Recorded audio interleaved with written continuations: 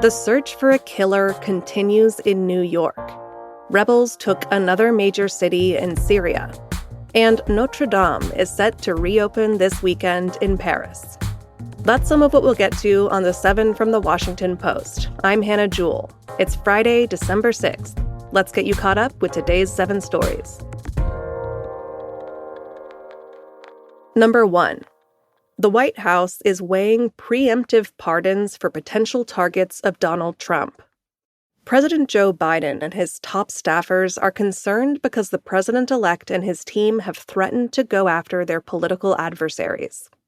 So they're discussing whether to grant preemptive pardons to people who might face hostility from the next administration.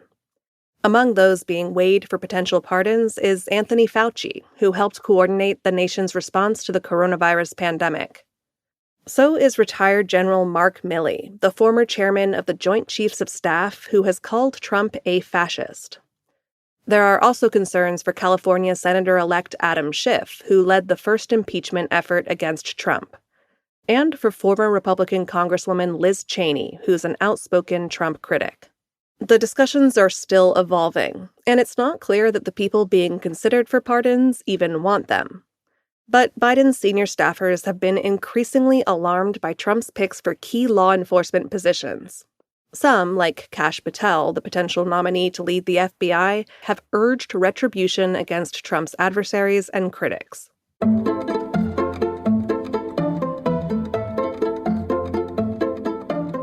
Number 2. The search continues for the gunman who killed the CEO of UnitedHealth. Brian Thompson was shot and killed early Wednesday morning in Midtown Manhattan by a man in a hood and mask. That suspect is still on the loose, and he was last seen in Central Park. Yesterday, New York police released images of someone they said was wanted in connection with the shooting. One of the images showed him smiling. New York Mayor Eric Adams gave an update on the investigation to MSNBC yesterday. We are on the right pathway, and we don't want to do anything that's going to not only impede the investigation, but hurt the prosecution of the person involved. But we feel that we're moving at a steady pace, and we're going to have someone apprehended. In another new detail, bullet casings found at the scene had words including deny and defend written on them. These words generally take aim at what is perceived as bad behavior by insurance companies with regard to claims.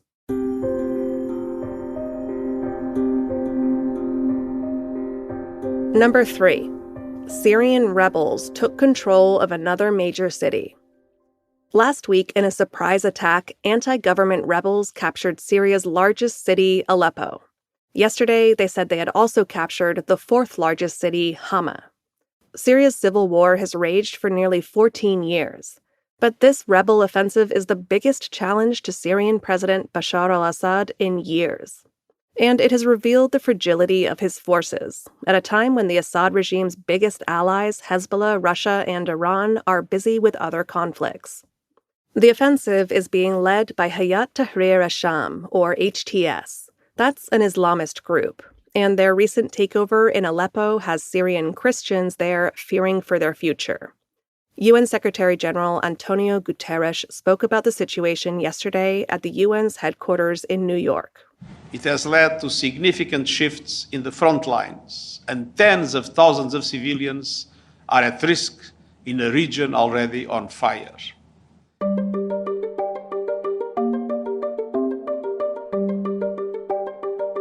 Number 4. A single mutation could help bird flu infect humans more easily. A study from the Scripps Research Institute is raising new concerns about the H5N1 virus that has swept through U.S. cattle. It turns out that the virus would only need a single change for it to become better at infecting humans. The potential mutation would allow it to hitch itself to a protein on the surface of our cells known as the receptor. But this isn't cause for panic. This strain has been active for 20 years and multiplied billions upon billions of times, and this mutation hasn't been detected. Although it probably has already happened somewhere. But there aren't any documented cases yet of the bird flu passing from one human to another.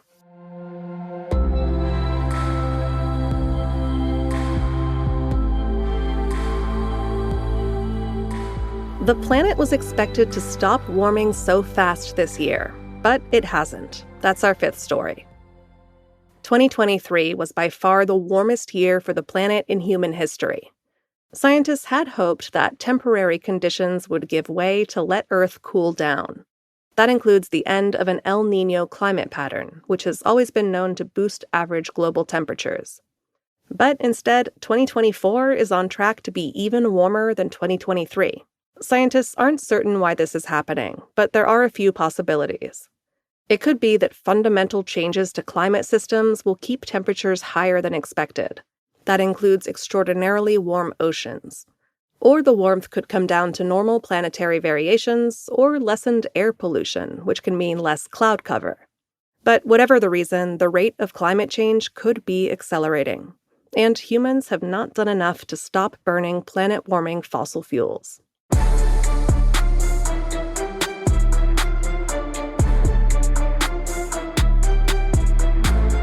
Number 6. The college football playoff will be set this weekend. A handful of conference championship games tonight and tomorrow will decide who makes college football's inaugural 12-team playoff field and where those teams are seated. There are a few important games to watch. In the ACC title game tomorrow, a Clemson win over SMU would really shake up the projected playoff field.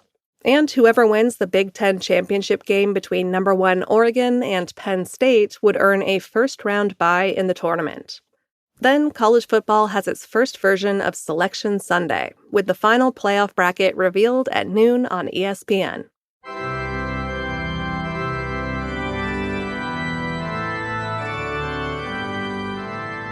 And at number 7, Notre Dame Cathedral officially reopens tomorrow. In 2019, a devastating fire tore through the centuries-old cathedral in Paris. The fire toppled the iconic spire, melted the lead-covered roof, and brought charred beams and stones crashing down. Investigators are still trying to solve the mystery of what started the blaze.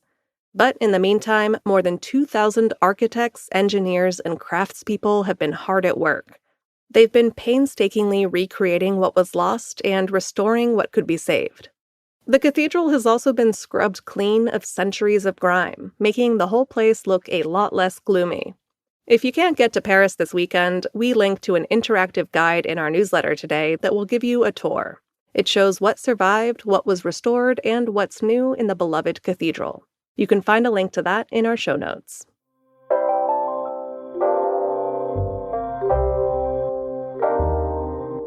That's the show for this week. The assistant producer of The Seven is Taylor White. The staff writers are Jamie Ross and me. John Taylor is our editor. Special thanks to Michelle Lee and Julie Yoon for translation and pronunciation help this week. Additional editing by Christina Quinn. Copy editing by Melissa No and Thomas Haliba. Mixing and sound design is by Jim Briggs and Justin Garish. Our theme music is by Edith Mudge. Renita Jablonski is our director of audio. I'm Hannah Jewell. Thanks for listening and have a great weekend. I'll meet you back here on Monday.